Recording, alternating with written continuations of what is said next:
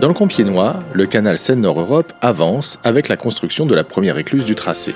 Situé à cheval sur Montmac et Cambronne-les-Ribécourt, l'ouvrage de 200 mètres de long prend place entre la rivière Oise et le canal latéral à l'Oise. Près des travaux de ressindement de la rivière, qui ont libéré l'espace nécessaire à l'écluse et au futur canal, le terrain est préparé. Les accès au chantier sont aménagés et une digue est construite pour permettre aux équipes de travailler à l'abri de potentielles crues hivernales. La construction de l'écluse commence par la réalisation d'une enceinte étanche constituée de parois en béton.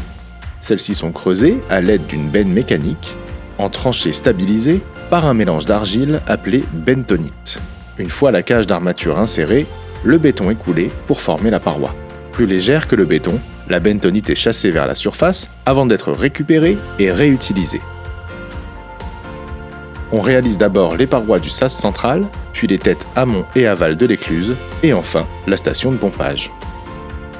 Pour creuser l'écluse hors d'eau, un système de pompage est installé. L'eau de la nappe phréatique extraite en continu est redirigée vers un bassin de filtrage avant de retourner progressivement dans le sol.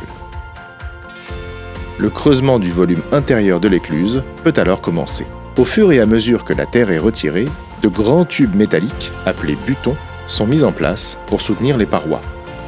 Vient ensuite la réalisation du radier, autrement dit le fond de l'écluse, coulé en béton, section par section. Les parois définitives de l'écluse sont montées ainsi que les différents niveaux des têtes aval amont et de la station de pompage.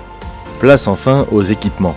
Installation des canalisations, vannes, bollards flottants, passerelles de maintenance, bâtiments de commande, portes et pare-chocs, alors qu'autour de l'écluse, le terrain est remblayé.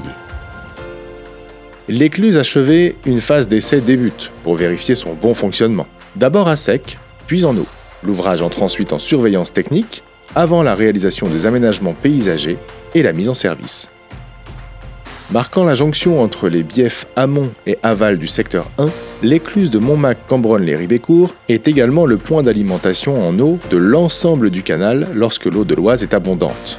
Conçue et réalisée dans une démarche de haute qualité environnementale, elle intègre un verger planté sur les parcelles latérales au sas afin de constituer une continuité écologique pour les chauves-souris par exemple.